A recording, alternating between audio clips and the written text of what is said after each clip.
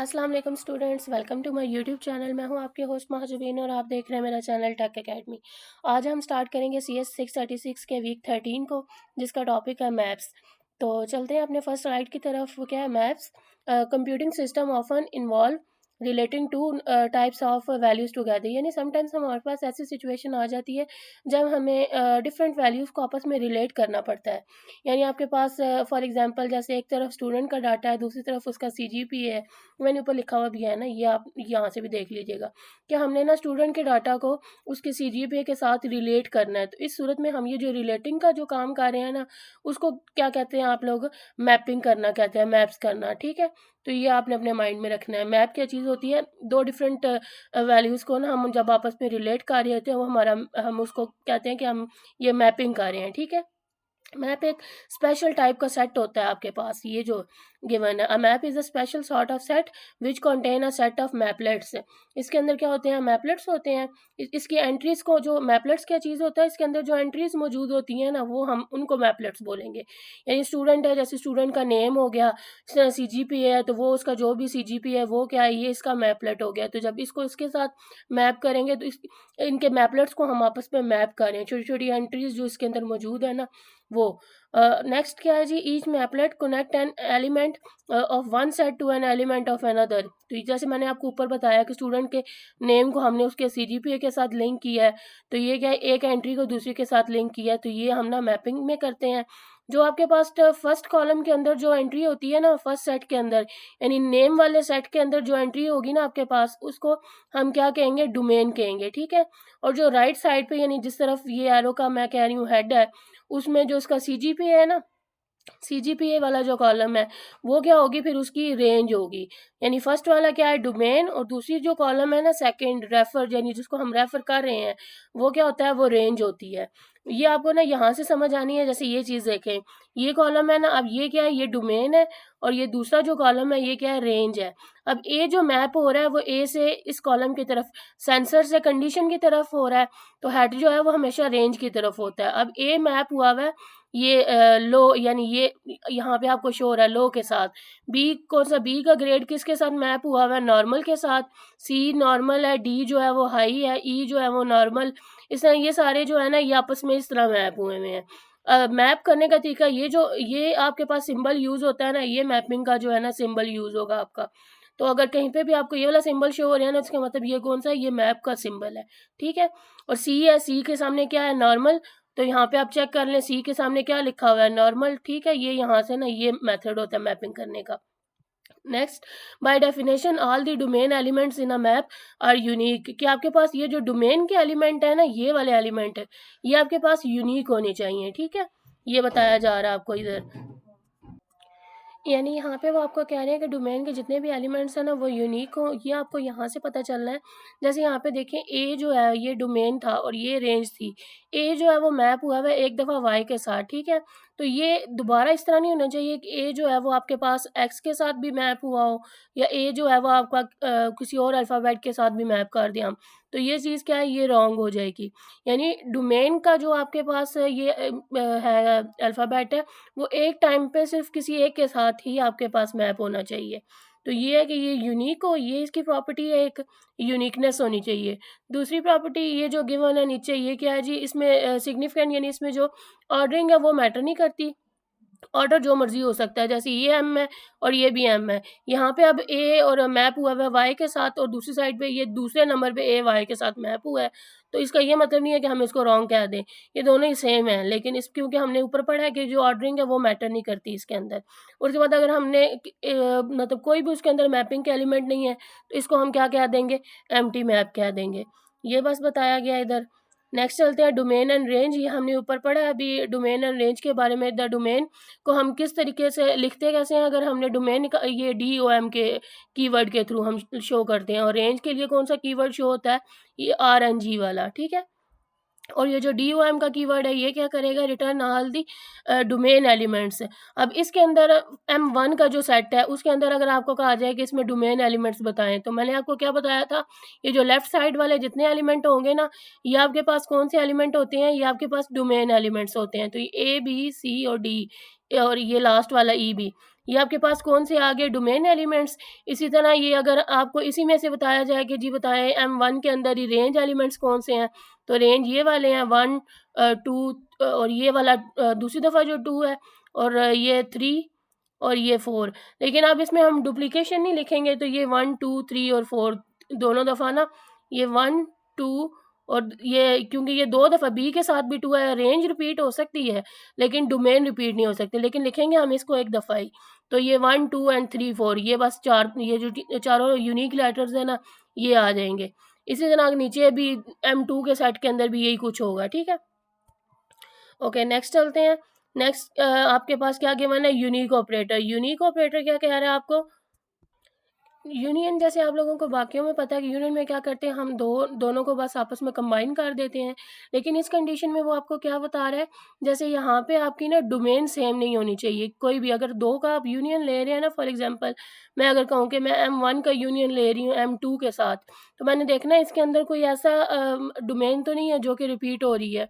अब ये अगर मैं M1 और M2 का देखूँ, तो इसमें ये ए वाली डोमेन जो है ये दोनों के अंदर है, बाकी बेशक यूनिक है, लेकिन ये ए की जो डोमेन है ना, ये 1 के साथ भी है और ये 2 के साथ भी है। अब ये तो क्लियरली वायलेट कर रही है उसकी प्रॉपर्टी को, तो इसकी वजह से हम क्या करेंगे, हम इसका आंसर दे देंगे कि M1 और M2 का अगर हम यूनियन लें तो वो क्या है, अनडिफाइन है। क्यों? क्योंकि इसकी डोमेन रिपीट हो रही है। लेकिन अगर हम M1 और M3 को देखें तो इसका यूनियन आ सकता है। कैसे आ सकता है? अब इसके अंदर देखो कोई भी M3 F और G है सिर्फ, और F और G M1 के अंदर है क्या? नहीं है ना, E तक है सिर्फ। इसी तरह स्टार्ट में यानी M1 की वैल्यूज देखेंगे A B C D और E, और ये F और G जो है ये आपकी M2 की वैल्यू आ गई। बस यहाँ पे ना ये इसका यूनियन आ सकता है लेकिन उसका नहीं आएगा। क्यों? यहाँ पे हम उनकी डोमेन रिपीट हो रही थी। इसी तरह ये जो M2 और M3 है ये भी नहीं हो सकता, ये वाले जो 2 हैं ये क्यों नहीं हो सकता, इसमें ये एफ रिपीट हो रहा है।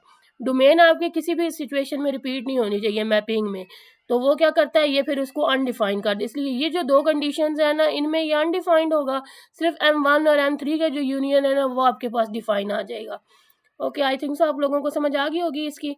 नेक्स्ट, ओवरराइड का ऑपरेटर आपके पास क्या करेगा कि आपके पास ये जो 2 सेट्स है ना, फॉर एग्जांपल M1 और M2 है, पिछली कंडीशन में तो हमने यूनियन के अंदर देखा था कि वो उसको ना इग्नोर यानी अनडिफाइन कर देता है कि अगर डोमेन रिपीट हो रही है तो क्यों, प्रॉपर्टीज़ को ये आपको वायलेट कर रहा था प्रॉपर्टीज़ को।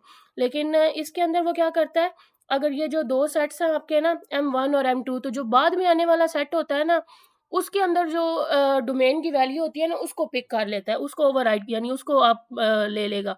फॉर एग्जांपल यानी M1 और M2 जो है यूनियन के अंदर तो हमने देखा था ये दोनों अनडिफाइंड थे। M1 को अगर हम यूनियन लें M2 के साथ तो ये अनडिफाइंड, लेकिन इसमें क्या करेगा, M2 की जो अंदर A की वैल्यू थी ना वो आंसर में कर देगा और बाकी एज इट इज़ सारा लिख देगा। M2 के अंदर अब A की वैल्यू क्या थी, ये A2, A आपके पास 2 था तो इस M2 वाले को पिक कर लिया है। अब दूसरे के अंदर M3 का अगर हम ओवरराइड करें M2 के साथ, तो इसके अंदर M2 की क्या वैल्यू है, सॉरी M2 के अंदर A की क्या वैल्यू है, यहाँ पे वो क्या करेगा, सॉरी F इसने किया था ना, F की वजह से इग्नोर किया था ना, क्योंकि यहाँ पे भी F रिपीट हो रहा था और 3 के अंदर भी F रिपीट हो रहा था, तो ये दोनों अगर डोमेन्स रिपीट हो रही हैं तो उसको अनडिफाइंड कर दिया था। तो यहाँ पे F फिर M2 बाद में आया ना, तो M2 के अंदर जो F की वैल्यू है ना वो पिक कर लेगा। वो क्या है आपके पास 1 है, तो ये F1 उसने पिक कर लिया है। नेक्स्ट आपके पास डोमेन रिस्ट्रिक्शन। रिस्ट्रिक्शन का जैसे आपको कीवर्ड शो हो रहा है, रिस्ट्रिक्ट कर देना। रिस्ट्रिक्ट यानी इसके अलावा जो हम तुम्हें यानी वैल्यूज़ दे रहे हैं ना, सिर्फ ये शो करो, इसके अलावा कोई वैल्यूज़ ना शो करो, ये बस कहा जा रहा है इसके अंदर। इसके अंदर हमने ये डोमेन्स को रिस्ट्रिक्ट कर दिया कि ये A, C और E की वैल्यू सिर्फ हमें दो, बाकी वैल्यूज़ इग्नोर कर दो। तो हमने क्या किया, सिर्फ A, C और E की वैल्यू दे दी है। नेक्स्ट क्या किया जी, नेक्स्ट E और F सिर्फ रिस्ट्रिक्ट कर दिया। ये सिंबल होता है रिस्ट्रिक्शन का, ये अपने माइंड में रखना है, मिक्स नहीं करना है इनको। रिस्ट्रिक्ट कर दिया इसको M2 के सेट को। M2 के अंदर हमने उसको क्या कहा है कि E और F का सिर्फ हमें दो, इसके अलावा जो भी है उसको इग्नोर कर दो। अब M2 के अंदर E तो मौजूद नहीं था तो वो नहीं लिखेंगे, फिर हम सिर्फ F मौजूद था, तो F की वैल्यू क्या थी, मैप किसके साथ हुआ हुआ था, रेंज, डोमेन और रेंज इसकी क्या है, F की 1 है, तो ये हमने ना सिर्फ F1 रिटर्न कर दिया। और अगर एम्प्टी दिया है तो फिर सिर्फ ये एम्प्टी मैप जो है ना ये रिटर्न कर देंगे। अगर नेक्स्ट ये जो आपके पास डोमेन डिलीशन है, ये रिवर्स है लाइक रिस्ट्रिक्शन का। ये सिंबल इनके मिक्स नहीं करने, रिस्ट्रिक्शन का ये सिंबल था और आपके पास जो ये दूसरा है डिलीशन है, इसका ये वाला सिंबल है। तो ये आपने ना ध्यान रखना है इनके सिंबल्स का ना, ये एमसीक्यूज़ में पूछ लेते हैं, ठीक है। इसमें हम क्या करते हैं, उल्ट कर देते हैं। लाइक उसमें तो हम ये कहते थे ना कि जो हमने दिया है बस वो वैल्यूज हमें रिटर्न कर दो। इधर क्या है, जो हमने दिया है ना उनको छोड़ के बाकी जो है वो हमें रिटर्न कर दो। यानी ए, सी और ई हमने तुम्हें दिए, इनको डिलीट कर दो, इनको छोड़ दो, इनके अलावा जो बचते हैं ना सेट्स के अंदर वो हमें रिटर्न कर दो। यानी ए, सी और ई, ए रिमूव कर दिया, सी रिमूव कर दिया, ई रिमूव कर दिया, पीछे क्या बचा, बी और डी। तो ये बी और डी आपके पास आंसर में है। इसी तरह ये भी देखेंगे, और यहाँ पे एम्प्टी सेट है, यानी कोई भी जो है वो आपके नहीं डिलीट होगा वहाँ से, तो पूरे सेट के अंदर जो भी वैल्यूज हैं वो दोनों आ जाएंगी आपके रिजल्ट में ना। तो ये भी देख लें आप। नेक्स्ट आपके पास यहाँ पे क्या कह रहे हैं जी, ये आपके पास ना when you map the particular domain then the result is a range element. हम ना उसको मैप कर रहे हैं पर्टिकुलर डोमेन को, ठीक है। इसका क्या मतलब होता है कि हम ना उसको डायरेक्ट मैप की ना वैल्यू दे देते हैं। फॉर एग्जांपल मैं अगर उसको कहूँ कि M1 के अंदर जो f की वैल्यू है ना वो मुझे रिटर्न कर दो, तो M1 के अंदर जो सॉरी f तो इसके अंदर मौजूद नहीं है, e की वैल्यू जो है M1 के अंदर जो e की वैल्यू है वो रिटर्न कर दो, तो वो मुझे क्या रिटर्न कर देगा, 4 रिटर्न कर देगा। अगर मैं इसको कहूँ कि मुझे M1 के अंदर डी की जो वैल्यू है वो रिटर्न कर दो, तो डी की क्या वैल्यू मौजूद है, यहाँ पे 3 मौजूद है तो मुझे 3 रिटर्न कर देगा। इसी तरह लेकिन अगर मैं इसको x कह रही हूँ तो M3 के अंदर कोई x तो मौजूद नहीं है, सिर्फ f और g मौजूद है, तो वो क्या कहेगा कि ये वैल्यू ही मौजूद नहीं है, तो वो उसको अनडिफाइंड कर देगा। बस ये था यहाँ पे ना। नेक्स्ट इसको हम लिखते हैं कैसे हैं, VDMSL के अंदर to declare a variable to be type map use special arrow. हम ये एरो यूज करेंगे, उसके ऊपर m लिख देंगे, c और उसके बाद कैरेक्टर उसकी डाटा टाइप, देन उसको मैप करेंगे नेचुरल नंबर्स के साथ। ये सारे ना ये लिखा हुआ भी है। To declare a variable character, variable के लिए कैरेक्टर का वर्ड यूज किया। m that maps a character to natural number, ये कैरेक्टर का जो हम यूज कर रहे हैं ना to natural number we would write, इसको मैप कर रहे हैं कैरेक्टर को मैपिंग नेचुरल नंबर्स। ये तो ये आपने ना उसके लिए देख लेना। और ये मैंने ना वैसे ही जो सर करवा रहे थे ना उस टाइम, तो मैंने यहाँ पे लिख दिया था, स्क्रीनशॉट सॉरी ले लिया था। नेक्स्ट देखते हैं, नेक्स्ट ये क्या एक चीज़ है, ये सारा आपको ना एक सिनारियो दिया गया है कि ना यहाँ पे एक सिक्योरिटी बेस्ड सिस्टम है जहाँ सिर्फ ऑथराइज एम्प्लॉयज़ की एंट्री अलाउड है। ऑथराइज एम्प्लॉयज़ का मतलब है कि हर एम्प्लॉय का यूज़र नेम हो, उसका पासवर्ड और यूनिक जो है वो आपका यूज़र नेम होता है, और 2 लोगों का सेम नहीं होना चाहिए। बस ना ये उन्होंने ना एक सिनारियो सा गिवन किया हुआ है यहाँ पे। तो इसको आगे देखते हैं। नेक्स्ट इनको ना ये UML नोटेशन के अंदर लिखा है ऑथराइज हो, जो कि इनसाइड मतलब एम्प्लॉयज़ उसके अंदर काम कर रहे हैं सिक्योरिटी बिल्डिंग के अंदर। Add employee, remove employee, enter, leave सारा रिकॉर्ड हो। एम्प्लॉय का क्या डाटा है जी, नेम और पासवर्ड होना चाहिए। उसके बाद ये ओपन डोर एंड एक्टिवेशन वगैरह, इनसाइड मीन वो लोग जो कि बिल्डिंग के अंदर एंटर हो चुके हैं। तो ये आप इसको देख लें। बाकी ये VDMSL का फिर स्टार्ट हो गया। अब ऑथराइज यानी यहाँ पे ये स्ट्रिंग ये मैप हो रही है इस स्ट्रिंग के साथ, पासवर्ड स्ट्रिंग के साथ, नेम की जो स्ट्रिंग है वो हम मैप कर रहे हैं पासवर्ड की स्ट्रिंग के साथ। डाटा टाइप्स यानी डाटा टाइप्स मैच हो रही है ना आपस में, तो मैप हुई हुई है, सॉरी ये मैप है, ऑथराइज है, ये भी स्ट्रिंग है। ये आप देखना हुआ तो देख लीजिएगा, बाकी मैं ये वाले टॉपिक्स नहीं करवा रही, ये आते कोई नहीं पेपर में, तो हमें टाइम वेस्ट करने का फ़ायदा कोई नहीं है। नेक्स्ट ये रोबोट मॉनिटरिंग सिस्टम, ये क्या कह रहा है अब, रोबोट मॉनिटरिंग सिस्टम और software system that monitor a number of robots.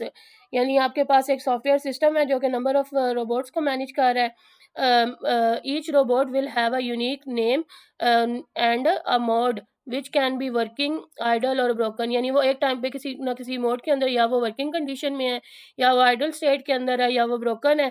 There are 2 sectors A and B which a robot can be set to work. और 2 सेक्टर्स हैं A और B जिसके अंदर रोबोट को मतलब सेट किया गया है वर्क के लिए। रोबोट की प्रॉपर्टीज़, यहाँ पे हर रोबोट का यूनिक नेम, बस वो ये चीज़ें डिफ़ाइन कर रहे हैं। ऐड रोबोट, ये सारी उन्होंने प्रॉपर्टीज़ वगैरह डिफ़ाइन की हुई हैं। ऐड रोबोट कर सकते हैं, remove robot, set to work, finish work, need repair, fixed in sector है, या तो वो ने ये क्या नाम है, नंबर टू रिपेयर। ये सारी आपने पढ़नी हुई तो पढ़ लीजिएगा। नेक्स्ट ये अब उसको UML नोटेशन में किया मैंने। ये प्रॉपर्टी मेथड्स जो हैं ऐड, रिपोर्ट, रिमूव, ये जो ऊपर पढ़ के आए हैं, ये यहाँ पे उसी की एक्सप्लेनेशन थी। इन सेक्टर क्या है जी, सेक्टर A और B इनपुट लेता है, देन यहाँ पे वो उसको ना या VDMSL के अंदर उसको किया मैंने एक्सप्लेन, रीड राइट सारा ये VDMSL नोटिफिकेशन के अंदर है। ये अब यहाँ से वीक 14 स्टार्ट हो रहा है, तो ये अब नेक्स्ट वीडियो में करेंगे। बाकी ये चीज़ें पेपर में अगर आपने करनी हुई तो देख लीजिएगा, वरना ये पेपर में कोई नहीं आती, तो मैं नहीं करवा रही इनको ना। तो मिलते हैं अपनी नेक्स्ट वीडियो में, तब तक के लिए अल्लाह हाफ़िज़।